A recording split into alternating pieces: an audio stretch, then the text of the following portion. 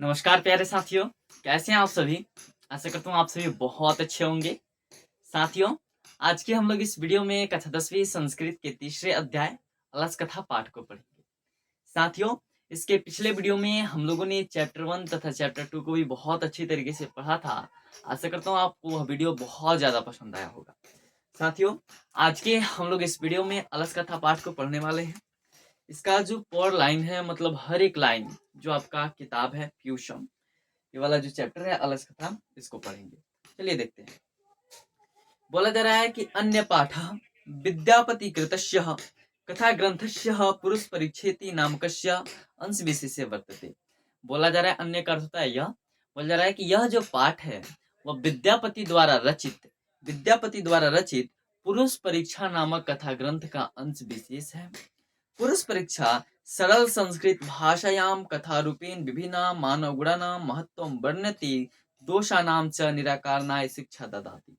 बोला जा रहा है कि जो पुरुष परीक्षा नामक जो संस्कृत भाषा में लिखा जो कथा ग्रंथ है वह मानव के विभिन्न गुणों का वर्णन करता है तथा जो उनके दोष होते हैं उसके बारे में उसका किस प्रकार से निवारण किया जाए इसका शिक्षा भी देता है।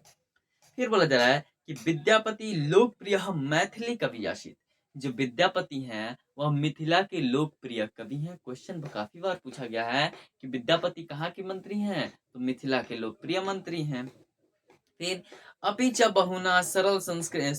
बहुना संस्कृत ग्रंथानां निर्मातापि विद्यापति राशित इति तस्य विशिष्टता संस्कृत विषय अपि प्रभुता अस्ति। बोला जा रहा है जो विद्यापति नाम के जो मैथिली कवि हैं वह सरल संस्कृत मतलब संस्कृत ग्रंथों में भी वह क्या किए हैं अपने कुछ विद्यापति मतलब वह अपने कुछ क्या लिखे हैं उसमें भी ग्रंथ लिखे हैं, उसमें भी कुछ कहानियां उन्होंने लिखी है और उसका विशेष रूप से सरल संस्कृत भाषा में वर्णन भी किया है। ठीक है। प्रस्तुत पाठे आलस्य नामकस्य दोषस्य निरूपणे व्यंग्यात्मिका कथा प्रस्तुता विदते नीतिकार आलस्य रीपि रूपिरम मन्यते। बोला जा रहा है कि इस पाठ में आलस्य नाम के दोष का व्यंग्य किया गया है, बुराई की गई है तथा जो नीतिकार हैं वह आलस्य को क्या मानते हैं, शत्रु मानते हैं। क्वेश्चन काफी बार पूछा गया है कि नीतिकार आलस्य को क्या मानते हैं, तो नीतिकार जो है आलस्य को शत्रु मानते हैं। फिर देखिए आसित मिथिलायाम वीरेश्वरो नाम मंत्री। बोला जा रहा है कि मिथिला में एक वीरेश्वर नाम के मंत्री रहा करते थे। स च स्वभावा दानशीलः कारुणिकश्च सर्वे भयो दुर्गतेभ्यो नाथव्यश्च प्रथम इच्छा भोजनम दाप्यति। जो जिनका बोला जाएगा कि मंत्री जो वीरेश्वर थे उनका स्वभाव कैसा था, तो उनका स्वभाव था कि वह जितने भी वह एक दानशील और कारुणिक व्यक्ति थे। पूछा जाएगा कि मंत्री वीरेश्वर का स्वभाव कैसा था, तो मंत्री वीरेश्वर का स्वभाव था दानशील और कारुणिक व्यक्ति। और ये जो मंत्री वीरेश्वर थे वह सभी जितने भी संकटग्रस्त होते हैं, जितने भी दुखी लोग होते हैं, उनको इच्छा भर भोजन दिया करते थे। तन्मध्ये अलसोभ्योपन्न वस्त्रे दाप्यति यतः। चूंकि आलसियों का दुखी व्यक्तियों में प्रथम स्थान होता है, इसलिए वे आलसियों को भी इच्छा भर भोजन तथा वस्त्र दिया करते थे। निर्गतिना च सर्वेषामलसः प्रथमो मतः केचन क्षमते कर्तु जाठरिणा अपि बहिना। बोला जाता है कि जो भी व्यक्ति होते हैं, जो आलसी व्यक्ति होते हैं, वह क्या करते हैं, उनमें आलस्य नाम का दोष इतना प्रचुर होता है कि उनका यह मुख्य गुण हो जाता है कि वे कोई भी काम नहीं करेंगे। ठीक है। भले वह उनकी जो पेट की अग्नि से मर जाए, पेट की अग्नि को बर्दाश्त कर लेंगे, लेकिन वो कोई काम करना नहीं चाहते हैं। बोल जा रहा है इसलिए दुखी व्यक्ति में, निर्गति लोगों में प्रथम स्थान किनका होता है, आलसियों का होता है। ततो अलस पुरुषाणाम तत्रेष्टा लाभम श्रुत्वा बह वस्तु परिमिर्जा अस्त्रत्र बर्तुली बभूव यतः। इस प्रकार जितने भी आलसी पुरुष को वह इच्छा भर भोजन तथा वस्त्र दिया करते थे मंत्रवेश्वर, उनके सुख को देख करके बहुत से तोंद बढ़े लोग वहां एकत्रित हो गए। तोंद बढ़े लोग इसमें वैसे व्यक्तियों के लिए, वैसे धूर्त व्यक्तियों के लिए संबोधित किया गया है जो आलस्य का ढोंग रचा करके वहां पे भोजन करने जाते थे तथा वस्त्र प्राप्त करते थे। बोला जा रहा है फिर से एक श्लोक है। स्थिति शौकर्य मूला ही सर्वेशामपि संहते सजातीनां सुखं दृष्ट्वा केन धावन्ति जन्तवः। बोला जा रहा है कि कौन ऐसा व्यक्ति है जो सुविधाजनक स्थिति नहीं चाहता है, सुविधाजनक जीवन जीना नहीं चाहता है। सभी लोग अपनी जाति के सुख को देख करके वहां आकृष्ट होते हैं और भोजन तथा वस्त्र ग्रहण करते हैं। पश्चाद लशानाम सुखं दृष्ट्वा धूर्ता अपि कृत्रिम आलस्यम दर्शित्वा भोजनम गृह्णन्ति। जिसके पश्चात उन सुखी व्यक्तियों के मतलब जो आलसी व्यक्ति थे, उनके सुख को देख कर के बहुत ज़्यादा जो तुंद बड़े लोग हैं, धूर्त लोग हैं, वे वहाँ पे भोजन करने के लिए कृत्रिम आलस्य बना करके, आलस्य का ढोंग रचा करके वहाँ पे भोजन करने के लिए जाते थे। फिर से बोल दे रहा है, तदंतरम अलशलायाम बहुद्रव्यव्यम दृष्ट्वा तनयोगी पुरुषे प्रामृष्टम। ठीक है। जिसके बाद धन का बहुत ही अधिक व्यय देख करके बहुत ज्यादा जब लोग भोजन करने के लिए आते थे, वस्त्र लेने के लिए आते थे, तो बहुत ज्यादा उसमें पैसे खर्च होते थे। तो यह धन के खर्च को देख करके जो बहुत सारे जो तनयोगी पुरुष थे, जो वहाँ के कर्मचारी थे, नियोगी पुरुष थे, जो राज पुरुष थे, उनके द्वारा सोचा गया, यछम बुद्ध्या करुणया केवल मलस्यभ्यम स्वामी वस्तुनि दाप्यते। बोल दे रहा है कि जो हमारे स्वामी हैं, इनके क्षीण बुद्धि को देख करके कि आलसियों के पास बुद्धि नहीं होता है, इसलिए काम नहीं करते, तो इनकी बुद्धि पर दया खा करके जो हमारे स्वामी हैं, कौन है इनके स्वामी, तो बीरेश्वर है, इनको इच्छा पर भोजन तथा बहुत सारी इनको सुख सुविधाएं देते हैं। कपटेन अलसा अपि गृह्णन्ति इत्यस्मिका प्रमादः।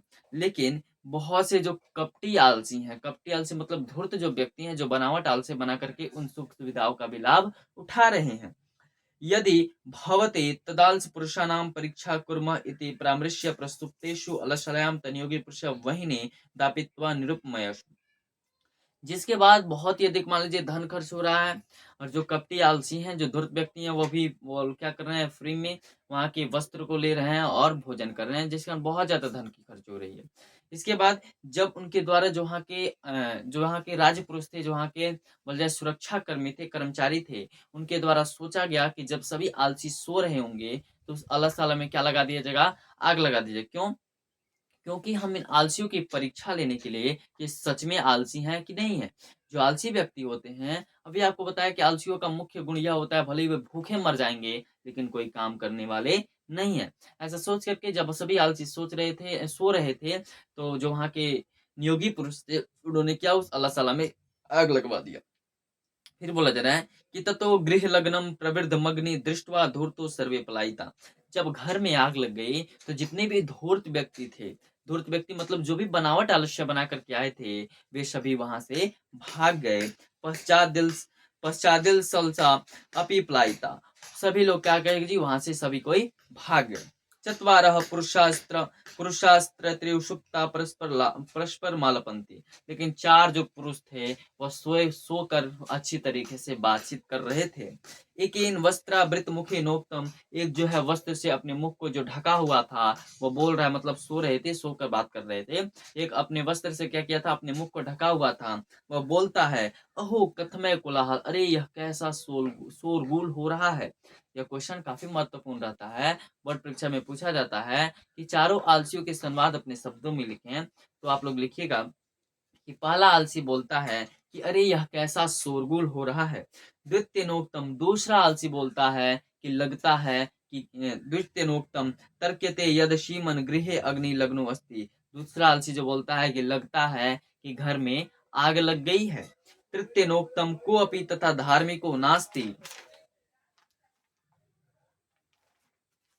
कोऽपि तथा धार्मिको नास्ति य इदानी जलाद्रव शोभि कटे वर्षामान प्रावृणोति। कोई जो धार्मिक व्यक्ति नहीं है, जो हमारे ऊपर भींगा हुआ कंबल डाल दे। साथियों, यह जो तीसरा व्यक्ति है, वह भींगा हुआ कंबल इसलिए संबोधित करता है क्योंकि कोई भी व्यक्ति का मान लीजिए जलने वाला हो या जिसका शरीर जल रहा हो, तो देखिएगा उसको चारों से कंबल से लपेट दिया जाता है, जिसका जो आग है वो वायु का संपर्क खो देता है और आग बुझ जाता है।